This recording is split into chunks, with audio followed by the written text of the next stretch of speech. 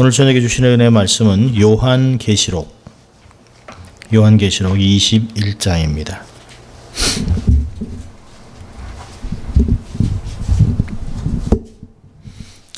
요한계시록 21장 1절부터 8절입니다. 요한계시록 21장 1절부터 8절, 우리 함께 찾으셨으면 같이 합독하도록 하죠.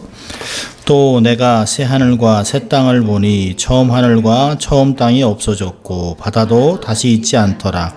또 내가 봄에 거룩한 성 새 예루살렘이 하나님께로부터 하늘에서 내려오니 그 예비한 것이 신부가 남편을 위하여 단장한 것 같더라. 내가 들으니 보좌에서 큰 음성이 나서 가로되 보라, 하나님의 장막이 사람들과 함께 있음에 하나님이 저희와 함께 거하시리니 저희는 하나님의 백성이 되고 하나님은 친히 저희와 함께 계셔서 모든 눈물을 그 눈에서 씻기심에 다시 사망이 없고 애통하는 것이나 곡하는 것이나 아픈 것이 다시 있지 아니하리니 처음 것들이 다 지나갔음이로라. 보좌에 앉으신 이가 가라사대 보라, 내가 만물을 새롭게 하노라 하시고 또 가라사대 이 말은 신실하고 참되니 기록하라 하시고 또 내게 말씀하시되 이로도다. 나는 알파와 오메가요 처음과 나중이라. 내가 생명수 샘물로 목마른 자에게 값없이 주르니 이기는 자는 이것들을 유업으로 얻으리라. 나는 저의 하나님이 되고 그는 내 아들이 되리라. 그러나 두려워하는 자들과 믿지 아니한 자들과 흉악한 자들과 살인자들과 행음자들과 술객들과 우뱅세배들과 모든 거짓말하는 자들은 불과 유황으로 타는 못에 참여하리니 이것이 둘째 사망이라. 아멘. 오늘은 영원한 삶, 이런 제목으로 말씀을 나누려고 합니다. 사도신경을 7월 25일 날 시작했습니다. 그리고 오늘을 마치게 됩니다. 기독교 신조의 핵심인 사도신경 강의 설교를 준비하는 과정에서 저 나름대로 책도 많이 읽으면서 많이 또 새롭게 깨닫는 것도 있고 또 다시 마음에 새기고 또 초대교회 성도들을 좀 이해하는, 또 그렇게 삶을 살아야겠다 라고 헌신하는 삶도 갖게 됩니다. 개인적으로는 참 크게 유익된 시간이었습니다. 오늘로 사도신경 강의가 끝나면 한 주나 두 주 쉬었다가 이제는 10계명을 강의하려고 합니다. 수요 예배는 주일 예배하고는 조금 다릅니다. 주일 예배는 교인들의 수준이 다 각각입니다. 또 초신자도 있고 오래 나이신 분도 있고 신앙의 깊이와 또 이런 보는 관점들이 많이 다르기 때문에 다양한 수준의 성도들이 섞여 있기 때문에 깊은 내용을 다루기가 좀 쉽지는 않습니다. 그런데 수요 예배는 조금은 깊은 내용을 다루어도 이해 폭이 넓기 때문에 이런 강의가 가능할 것 같습니다. 사실 마음 같아서는 옛날같이 정말 주일 저녁 예배가 있었으면 좋겠다는 생각도 합니다. 그러면서 조금 더 깊이 있는 말씀을 조금 더 강의하고 더 가르쳐드리고 싶다 하는 마음이 참 많습니다. 참석한 사람의 숫자는 상관없이 깊이 있는 말씀을 좀 다루고 싶다는 마음이 들기도 합니다. 우리 교우들이 수요 예배만 잘 참석하시면 신학적으로 또 체계적으로 뿌리 깊은 신앙의 기초를 잘 다져갈 수 있게 됩니다. 자, 늘 하던 대로 우리 사도신경을 다시 한번 천천히 좀 마음에 의미를 새기면서 함께 천천히 읽어봤으면 좋겠어요. 전능하사 천지를 만드신 하나님 아버지를 내가 믿사오며 그 외아들 우리 주 예수 그리스도를 믿사오니 이는 성령으로 잉태하사 동정녀 마리아에게서 나시고 본디오 빌라도에게 고난을 받으사 십자가에 못 박혀 죽으시고 장사한 지 사흘 만에 죽은 자 가운데서 다시 살아나시며 하늘에 오르사 전능하신 하나님 우편에 앉아 계시다가 저리로서 산자와 죽은 자를 심판하러 오시리라. 성령을 믿사오며 거룩한 공회와 성도가 서로 교통하는 것과 죄를 사하여 주시는 것과 몸이 다시 사는 것과 영원히 사는 것을 믿사옵나이다. 아멘. 예. 이 사도신경은 정말 성경의 아주 핵심적인 교리를 담아놓은 것입니다. 그래서 초대교회 성도들이 정말 자기의 목숨을 걸고 핍박과 환난을 이겨가면서 이 고백을 할 때 진정한 교인으로 받아들이고 그리고 그들이 성찬에 참여할 수 있었습니다. 늘 말씀드렸던 것 같이 초대교회는 장애인들이 많았습니다. 예수 믿는 것 때문에 핍박을 당해서 손가락이 잘리고 눈이 파이기도 하고 귀가 잘리기도 하고 다리가 없는, 그러나 그런 장애를 갖고서도 정말 담대하게 정말 자신 있게 예수를 주로 고백하고 했던 모습들이 많이 있습니다. 요즘같이 조금 힘들면 신앙을 포기하고 또 예배를 포기하고 하는 것과는 아주 다른 모습의 삶을 살아갑니다. 그러니까 초대교회 성도들이 0.01%밖에도 안 되는데, 그거보다 더 안 되는데도 세상을 다 말씀으로 덮었던 것을 볼 수 있어요. 그들의 삶을 통해서 세상의 역사는 쓰였습니다. 절대로 로마나 헬라나 이런 강대국이 절대로 역사를 써나가지 않았습니다. 이런 나라들은 다 있다가 사라졌어요. 그런데 예수 믿는 사람들에 의해서 교회가 세워지고 하나님의 택한 백성들이 역사를 이뤘던 것을 볼 수 있습니다. 여기 보면 전능하신 하나님 아버지, 또 성자 예수 그리스도, 야는 7가지, 그리고 성령님, 그리고 나서 교회, 성도들이 교제하는 것, 그리고 죄사함을 받는 것, 그리고 다시 몸이 사는 것, 그리고 영원히 사는 것을 믿는다라고 하는 그런 고백을 하고 있습니다. 우리가 다 봤고요. 지난주는 몸이 다시 사는 것에 대해서 말씀을 보았습니다. 사실 우리가 모든 인간이 공통적으로 받는 공포는 죽음의 공포입니다. 그래서 죽음의 공포에 놓여 일생을 살아가는 것이 인간이에요. 그래서 우리가 가끔 그러잖아요. 죽을 뻔했다. 그러니까 얼마나 죽음이라는 게 두렵습니까? 큰일 날 뻔했다. 큰일이라는 것은 사고 나는 것도 있지만 죽는다는 것이에요. 10년 감수했다. 제가 참 오래전에 과테말라에서 강의를 하고 또 거기서 있는 장로님과 권사님과 교제하고 그 아이들 둘을 상담을 하고 또 그 아들이 제가 섬기던 벨리 중앙장로교에 한번 미국에 오면 예배를 드리러 참석했던 적이 있었습니다. 근데 그 아들이 아버지의 비즈니스를 물려받았는데요. 아버지가 한 가지 조건을 갖고 아들에게 비즈니스를 맡겼습니다. 하나님을 잘 섬기는 것으로. 하나님께 받은 제물로 교회를 섬기고 선교하는 것으로. 그래서 한국의 믿음 좋은 처자하고 결혼을 하고 아이들도 얻고, 그리고 멕시코에 자주 선교하러 갔습니다. 그러다가 지난주 화요일쯤 선교지 치아파스라고에서 오다가 차와 정면으로 충돌을 했습니다. 그러니까 거의 100km로 달리는 밤인데 지륵 같은 밤에 반대쪽에서 차가 반대쪽에서 그냥 사선을 넘어서 그냥 달린 것이, 그러니까 100km씩 달리는 차가 꽝 정면으로 박았습니다. 그래서 그 달려오던 차에 4명은 그 자리에서 직사했습니다. 그리고 이 형제는 지금 사경을 헤매고 있습니다. 너무 힘드니까 옮기면 죽을까봐 폐에서 물을 빼고 폐혈증으로 온몸에 이제 그 장이 파열을 하고 안에 또 배설물이 있고 하면서 자기가 스스로 숨을 못 쉬는 그런 순간이 있습니다. 그런 가운데 그 동생이 제게 이제 카톡을 보냈습니다. 목사님, 이런 일이 있었습니다. 저는 깜짝 놀랐죠. 지금 마음 같아서는 멕시코에라도 날아가서 곁에서 손이라도 잡아주고 싶은 그런 마음이 있습니다. 근데 목사님, 아직은 상황을 모르기 때문에 형이 어떻게 될지 모르지만 기도만 해 주십시오라고 계속 제가 기도는 하고 있습니다. 그 부모님은 얼마나 놀랬겠습니까? 근데 놀라운 것은 그 부모님이 멕시코로 가셨어요. 과테말라에서. 그리고 거기에 병원에 있으면서 아들은 아직 죽을지 살지도 모르는 상황에서 병원에서 시간만 나면 의사, 간호원, 일하는 사람한테 복음을 전도하는 것이 예수 믿으라고. 그 사람들이 볼 때는 너무 웃기는 거죠. 아니, 아들이 지금 죽어가고 있는데 근데 때를 얻든지 못 얻든지 아들을 하나님께 맡긴 모습 보면서 이 부모님, 장로님과 권사님 삶 안에는 죽음에 대한 것은 하나님께 달려있다는 것이에요.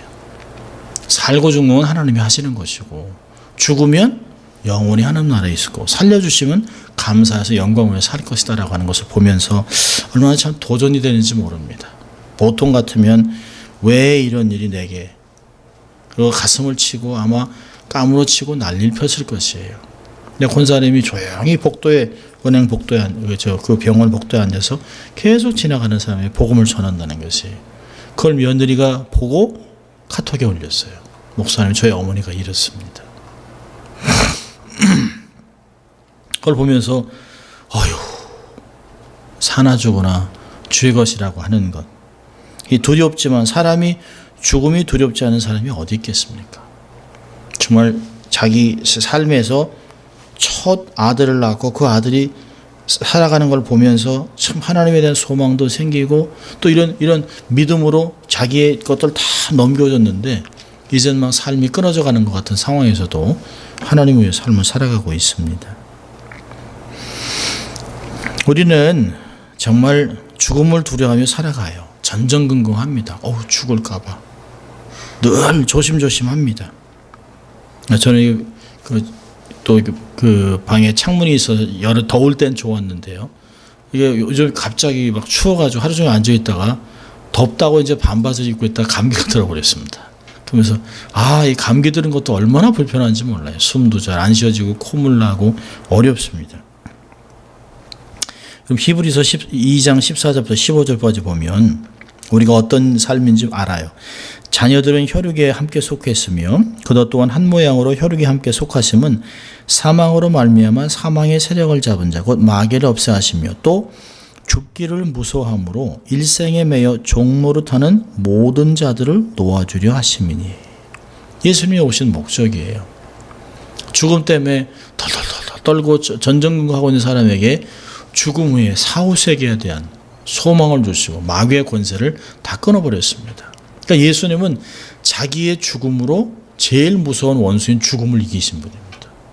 부활로 이기셨어요.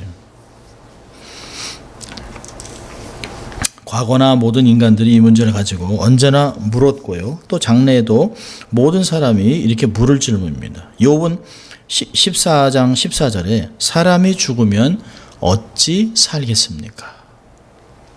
그렇죠. 사람이 죽으면 끝이죠. 다시 살아나겠어? 이게 일반 사람들의 마음입니다.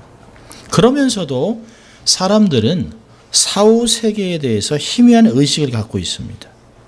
인간에게는 우리가 많은 문제가 있어요. 경제적으로, 교육적으로, 문화적인 문제를 안고 있지만 이런 것은 다 사실 이 땅에 살아가면서 문제이기 때문에, 그러나 세상을 떠나서는 아무 문제도 되지 않습니다. 그냥 땅에 있는 것이에요.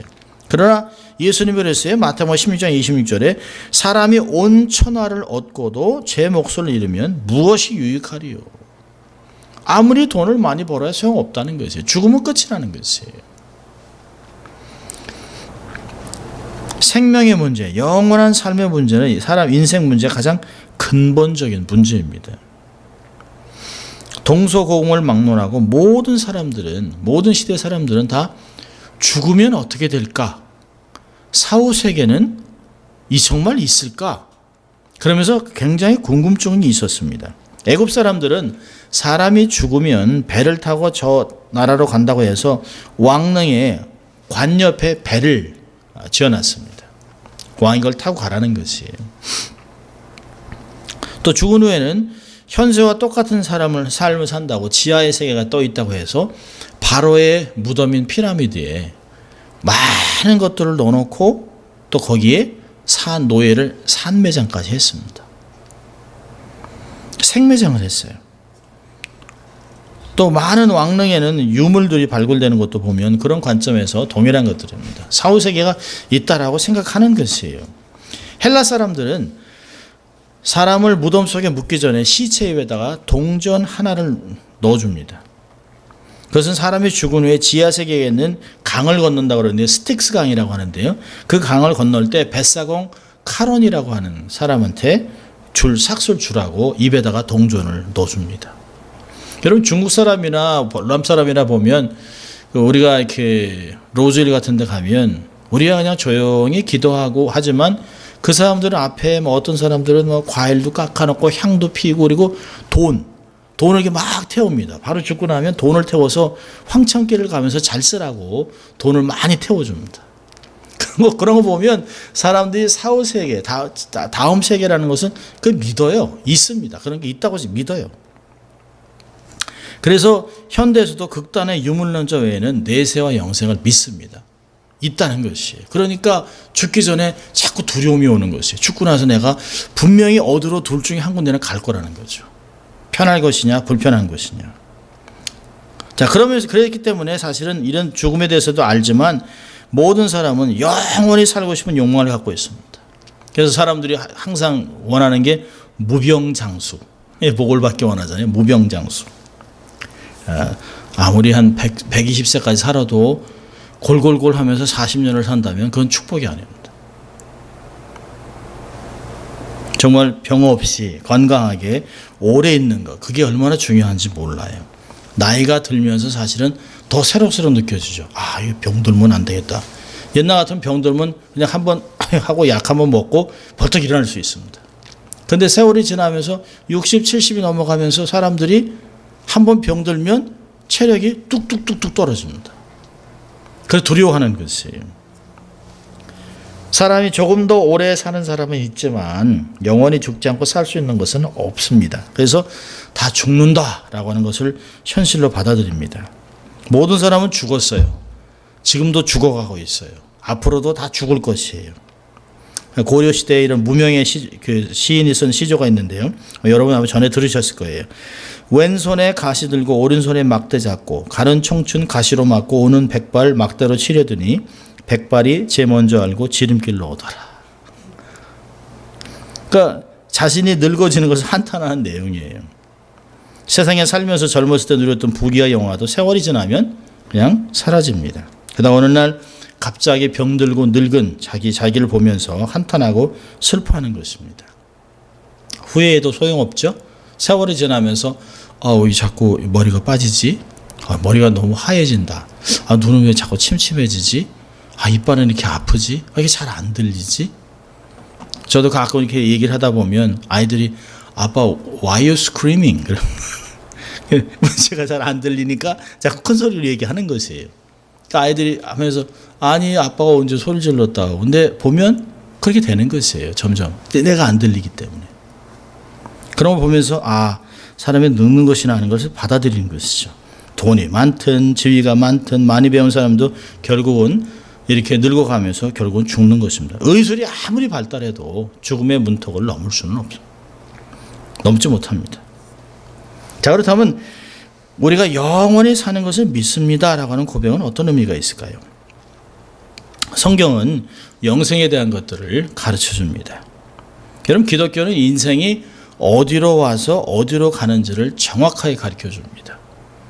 찐빵 최희준이라는 분이 인생은 나그네 길, 어디서 왔다 어디로 가는지 모른다, 그런 것이 아닙니다. 나그네 같이 사는 것이 아니에요.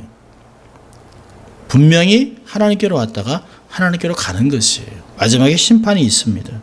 성경에서 영생이 무엇인지, 영원히 산다는 말이 무엇인지 가르쳐주고 있습니다. 이 말을 푼다면 영생 그러면 죽지 않고 영원히 산다는 뜻이죠. 영원토록 오래 산다, 그런 뜻입니다. 그러나 그 말은 그런 뜻만은 아닙니다. 영원히 사는 분은 딱 한 분밖에 안 계시잖아요. 하나님.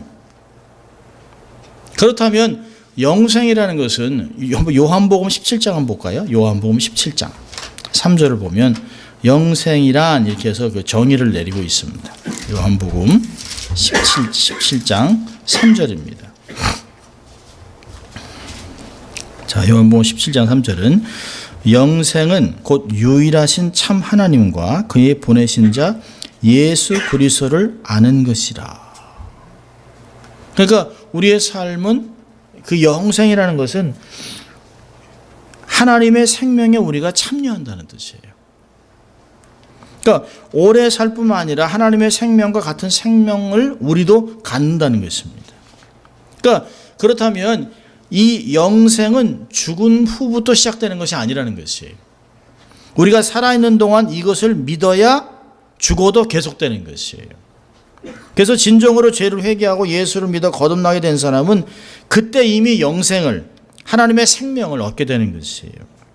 그래서 주님은 요한복음 5장 24절에 내가 진실로 너에게 이르노니 내 말을 듣고 또 나 보내신 이를 믿는 자는 영생을 얻었고 심판에 이르지 않으니 사망에서 생명으로 옮겼느니라. 예수를 믿는 그 순간, 하나님을 알고 경험하는 그 순간부터 우리의 삶은 하나님의 생명으로 옮겨졌다는 것이에요. 그 영생의 시간에, 하나님 시간에 우리가 들어갔다라고 하는 것입니다. 영생을 이미 얻었다는 것이에요. 앞으로 죽은 다음에 얻는 것이 아니라 이미 살아서 얻었다고 말하고 있습니다. 그래서 십자가에서 회개한 강도에게 예수님이 그러잖아요. 오늘날 내가 나와 함께 낙원에 있으리라. 죽기도 전에 이미 낙원에 있다는 것이에요. 이렇게 영생을 얻는 것은 죽으면 하늘나라, 영원한 하늘나라에 가서 계속 장성하고 발전하고 온전케 돼서 예수 그리스도와 항상 같이 살게 되는 것이에요. 성경을, 영생은 이게 사람이 영원히 산다는 것을 예수님이 와서 처음 얘기하신 것이 아니에요. 영생 얘기를. 이사야를 보면, 이사야 26장 19절을 보면 주의 죽은 자들은 살아나고 우리의 시체들은 일어나리이다. 티끌에 거하는 자들아 너희는 깨어 노래하라. 주의 이슬은 빛난 이슬이니 땅이 죽은 자를 내어놓으리라. 이미 이사야에서 이미 이야기하고 있습니다. 대단한 것이에요. 다니엘서 12장도 2절 3절에 동일한 얘기합니다. 땅의 티끌 가운데서 자는 자 중에 많이 깨어 영생을 얻는 자도 있겠고 수욕을 받아서 무궁히 부끄러움을 입을 자도 있을 것이며 지혜 있는 자는 궁창의 빛과 같이 빛날 것이요 많은 사람을 옳은 대로 돌아오게 한 자는 별과 같이 영원토록 비치리라. 다니엘서에서 이미 얘기했어요. 영원히 살 사람이 있다는 것이에요. 그렇지만 영원히 사는 가운데 수욕을 받는, 부끄러움과 창피를 받을 사람도 있다는 것입니다. 자, 요한계시록 20장을 한번 보세요. 20장을 보면 20장 12절부터 15절까지 보면 참 대단한 말씀이 있습니다. 또 내가 보니 죽은 자들이 물온대소하고 그 보좌 앞에 섰는데 책들이 펴있고 또 다른 책이 펴졌으니 곧 생명책이라. 죽은 자들이 자기 행위를 따라 책들에 기록된 대로 심판을 받으니 바다가 그 가운데서 죽은 자들을 내어주고 또 사망과 음부도 그 가운데서 죽은 자들을 내어주매 각 사람이 자기 행위대로 심판을 받고 사망과 음부도 불못에 던지우니 이것은 둘째 사망 곧 불못이라. 누구든지 생명책에 기록되지 못한 자는 불못에 던지우니라. 성경은 구약이나 신약이나 다 똑같은 얘기를 하고 있습니다. 오늘 이 말씀을 보면, 지금 읽었던 이 말씀 보면 바다가 그 죽은 데서 죽은 자들을 내어줍니다. 그렇다면 꼭 무덤에 묻히지 않아도 요즘 같으면 화장을 해서 물에 뿌리든 바다에 뿌리든 화목장을 하든 상관없다는 거예요. 마지막 때에서 그 사람 이름을 딱 송상현 이렇게 딱 부르면 죽은 곳에서 다 온다는 것이에요. 바다도 토해내고 산도 토해내고 다 티끌도 다 온다는 것입니다. 특별히 그 14절 보니까 둘째 사망. 그러니까 예수 믿으면 한 번 죽어요. 예수 안 믿으면 두 번 죽습니다. 둘째 사망이 있는 것이에요. 예수님은 요한복음 11장 25절에 이렇게 얘기했습니다. 나는 부활이요 생명이니 나를 믿는 자는 죽어도 살겠고 무릇 살아서 믿는 자는 영원히 죽지 아니하리라. 그래서 구약의 전문가인 바울은, 바리새인이었던 구약의 전문가였던 그 바울은 고린도후서 5장 1절에 이렇게 얘기합니다. 만일 땅에 있는 우리의 장막집이 무너지면 하나님께서 지으신 집 곧 손으로 지은 것이 아니요 하늘에 있는 영원한 집이 우리에게 있는 줄 아나니. 분명히 있습니다. 영원한 삶이 있어요. 영원한 삶이 있습니다. 성경은 내세와 영생에 관해서 아주 확실하고 분명하게 증언하고 있습니다. 그러니까 성경은 과거 창조의 역사나 이 하나님과 이스라엘과의 계약 관계, 예수님의 성육신, 또 그 십자가의 죽으심, 사망, 부활, 승천의 목적이 영생으로 직결되는 것이에요. 결국에는 그 영생으로 절정에 도달하는 것을 강조하고 있습니다. 결국은 주님이 이 구원 계획의 모든 것이 옛 에덴, 새 땅과 새 하늘에서 우리의 삶이 영원히 될 것을 얘기하고 있습니다. 그래서 바울은 15장 고린도전서 15장 53절에 이 썩을 것이 불갑을 썩지 아니할 것을 입겠고 이 죽을 것이 죽지 아니함을 입으리로다. 영생의 승리를 선포하는 것이에요. 죽음은 이제 우리의 삶의 또 다른 시작의 연장선이라고 얘기하고 있습니다. 자, 그렇다면 누가 영생을 소유할 것인가? 영생을 모든 사람이 다 소유한다면 사실 예수님이 돌아가실 필요가 없는 거죠. 근데 영생은 이미 하나님께서 오래전에 약속한 것이에요. 디도서 1장 2절을 보면 영생의 소망을 인함이라. 이 영생은 거짓이 없으신 하나님이 영원한 때 전부터 약속하신 것이에요. 에베소서는 이걸 뭐라고 그러냐면 만세 전에 예수 그리스도 안에서 우리를 예정했다, 축복했다라고 에베소 1장 3절 4절은 이야기하고 있습니다. 요한일서는요, 사도 요한은 요한일서 2장 24절 25절에 너희는 처음부터 들은 것을 너희 안에 거하게 하라. 처음부터 들은 것이 너희 안에 거하면 너희가 아들의 안과 아버지의 안에 거하리라.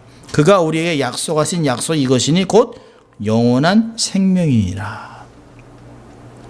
우리에게 이런 것들을 약속하신 것입니다. 그러니까 우리가 영원히 사는 것을 믿습니다라고 고백하는 것은 어떤 면에서는 영원히 사는 것만을 사실은 우리가 의미하는 것이 아니에요. 한면으로는 영원한 지옥도 있습니다. 영원한 형벌, 지옥 형벌에 대한 의미가 동시에 있습니다. 근데 사도신경은 지옥에 대해서는 얘기하지 않습니다. 왜냐하면 사도신경은 누굴 위한 것이에요? 성도를 위한 것이에요. 소망을 위해 있는 것이에요. 몸이 다시 살고 영원히 사는 것을 믿는 사람들이 고백하는 내용입니다. 그들은 영불 사망, 둘째 사망에 참여하는 자들이 아니에요. 그래서 계시록 2장 11절에서는 이 그리스도에 참여한 자는 영원한 둘째 사망에 참여하지 않는다라고 얘기하고 있습니다. 직접적인 사도신경에서는 언급하지 않지만 성도들은 이 두 가지를 알아야 되는 것이죠. 우리가 몸이 죽고 나면 영원한 삶에 진입을 하는데 한 사람은 영원한 행복에 하나님과 함께하는 그런 영생의 축복을 받습니다. 예수를 믿지 않은 사람은 영원한 지옥, 구더기도 죽지 않는 영원불의 그 불못에 빠지게 되는 것입니다. 그래서 요한복음 3장을 보면 이걸 분명히 나타내고 있어요. 16절에서는 요한복음 3장 16절에서는 하나님이 세상을 이처럼 사랑하사 독생자를 주셨으니 이는 저를 믿는 자마다 멸망치 않고 영생을 얻게 하려 하심이라. 멸망과 영생이 두 가지가 함께 주어져 있습니다. 영생과 또 그 믿음은 영생, 불신은 곧 멸망과 진노라는 것을 가르쳐주고 있습니다. 그럼 신학적으로 복음의 보편성과 배타성이라는 말이 있습니다.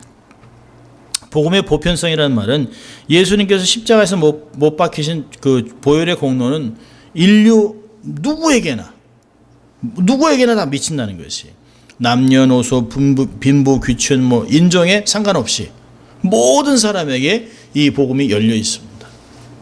자, 그런데 복음의 배타성이라는 건 뭐냐면 복음의 보편성임에도 불구하고 예수 그리스도를 믿지 않는 사람에게는 결코 보혈의 공로가 적용되지 않는다는 것이에요.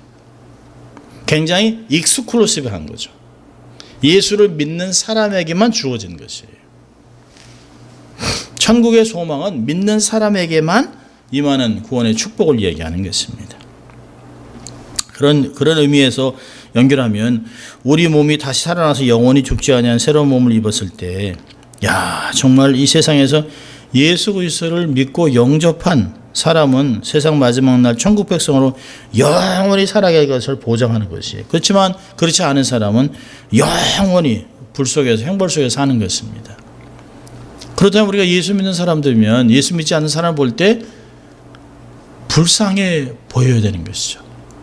저렇게 해서 이 인생이 이게 다가 아닌데, 이 인생이 끝나면 하나님 앞에 설 텐데, 모든 사람이 다 하나님 앞에 설 텐데, 한 사람은 영원한 그 생명으로 축복을 받는 데로 가지만 한 사람은 영원히 둘째 사망으로 빠질 텐데 하는 것을 보고 복음을 증거하는 삶을 살아가야 되는 것입니다. 영생을 얻는 길은 딱 한 가지예요.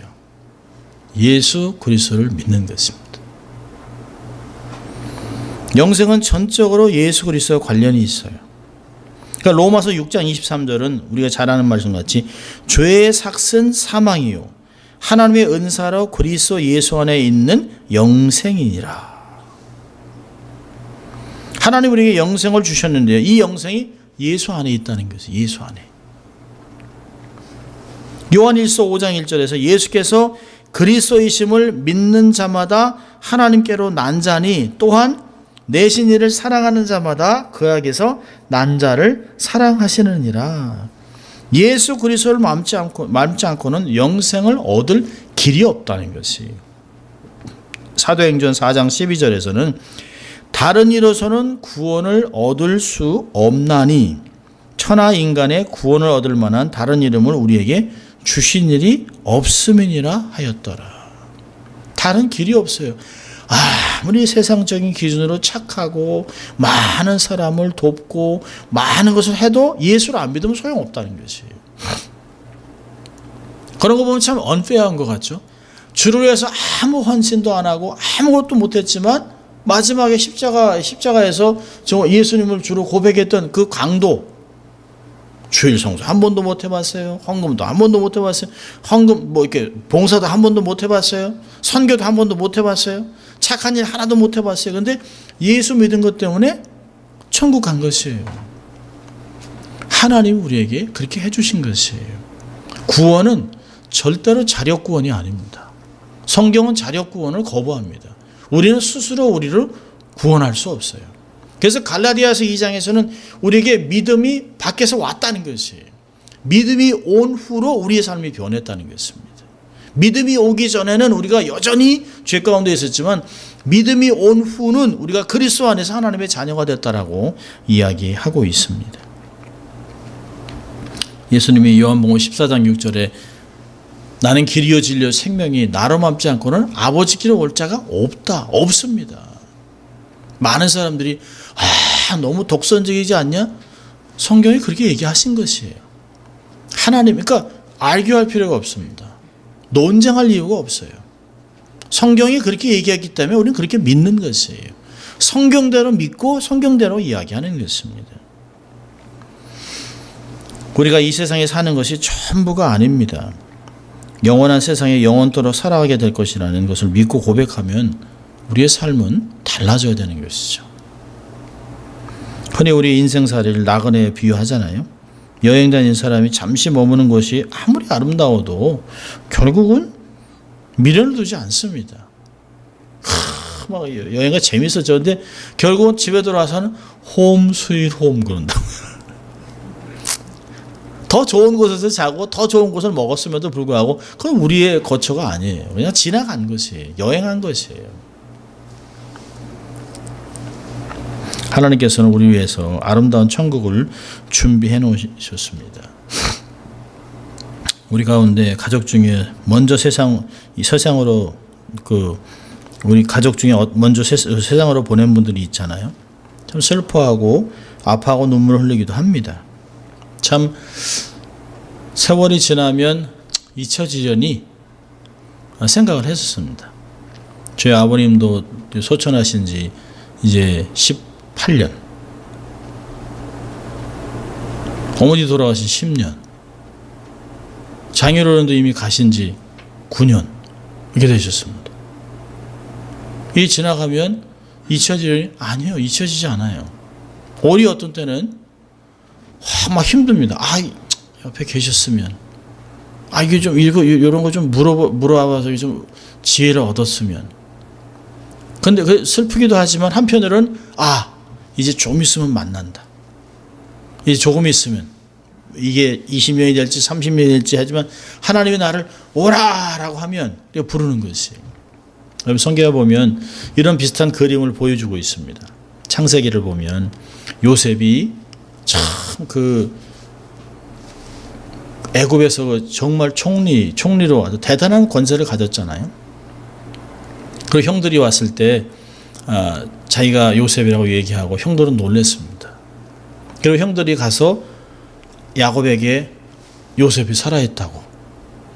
그러니까 야곱이 안 믿습니다. 다 죽었으리라고 생각을 했죠. 그런데 요셉이 정말 대단한 마차를 보내요. 그리고 가서 정말 아버지를 모셔옵니다. 그리고 죽었다고 생각하는 사람하고 이렇게 만나요. 아마 저희가 하늘나라에 가서 정말 먼저 가셨던 부모님을 죽었다고 생각했지만 결국은 우리도 그들을 기쁘게 만날 것이라는 것이에요.